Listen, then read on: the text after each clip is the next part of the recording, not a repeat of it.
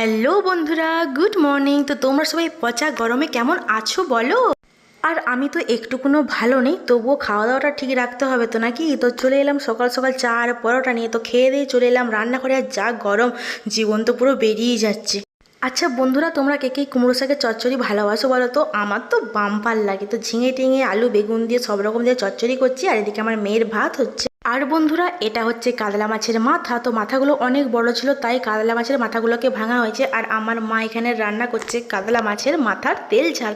তো মায়ের তো প্রচুর গরম লাগছে, মা বলছে আর পাচ্ছি না রে। দেখো এইসব তেল ঝাল কিন্তু আমার মা বাম্পার করে। তো বন্ধুরা, আমার চচ্চড়ি হয়ে গেছে আর এখানে ভাতও হয়ে গেছে। তো তারপরে আমার মায়ের কাতলা মাছের মাথার তেল ঝালও কমপ্লিট হয়ে গেছে। আর কীরকম হয়েছে বলো, লাল লাল ঝাল ঝাল। আর বন্ধুরা, এত সুন্দর রান্না হওয়া সত্ত্বেও তো আমার বর বলছে এসব দিয়ে সে খাবে না। তো বলেছে আমার জন্য একটা গরম গরম ডিম ভাজা করে দাও, আর সাথে একটু টক দই দাও। আর জানো তো বন্ধুরা, এই গরমে আমাদের ফ্রিজে সবসময় দই আনাই থাকে। আর সাথে আছে পাকা আম, আর এই আমগুলো হচ্ছে তোতাপুলি আম। তো আমটা যতটাই দেখতে সুন্দর, যখন কাটি ভিতরে পুরোই কাঁচা ছিল।